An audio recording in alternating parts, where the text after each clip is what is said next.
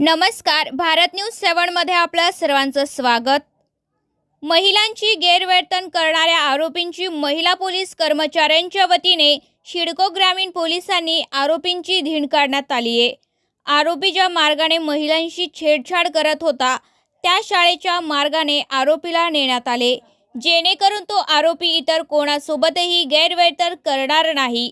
यासाठी शिडको ग्रामीण स्थानकाचे पोलीस निरीक्षक ओमकांत चिंचोलकर यांचा प्रयत्न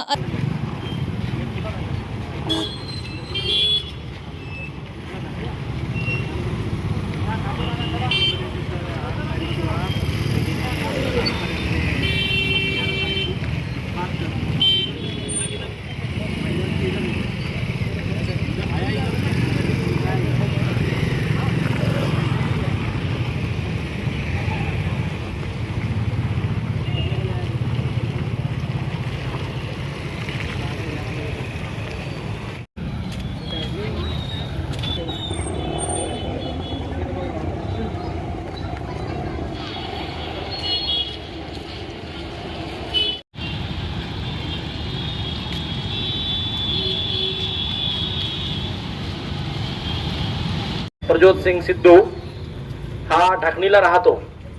हा या शाळेमध्ये येऊन शाळेच्या अवतीभोवती मुलींना चिडीमारी करण्याचं काम करतो।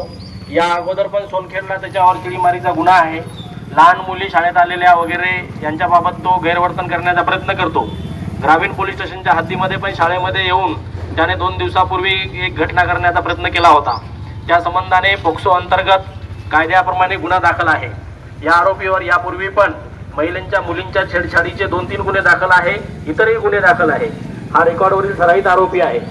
या आरोपीने जी घटना केलेली होती त्याबद्दल पोलीस स्टेशन नांदेड ग्रामीण येथे गुन्हा दाखल करण्यात आलेला आहे। यापूर्वी पण इतर कोणासोबत त्याने गैरवर्तन केलेले असेल असं जर कोणाला कळत असेल किंवा याचा चेहरा बघून जर कोणी वाटत असेल की हा आहे, तर याबाबत तुम्ही ग्रामीण पोलीस स्टेशनला येऊन तक्रार देऊ शकता किंवा माहिती देऊ शकता।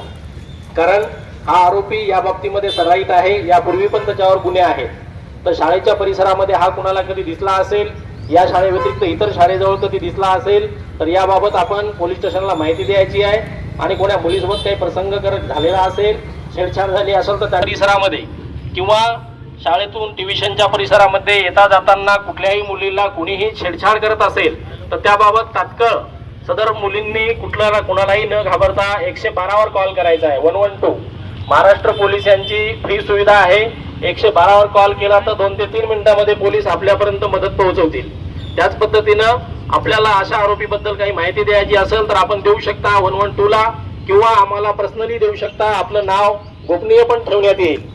कुणीही कुणालाही त्रास देत असेल शाळा, कॉलेज, ट्युशनच्या परिसरामध्ये, तर याबाबत माहिती पोलिसांना तात्काळ द्यायची आहे।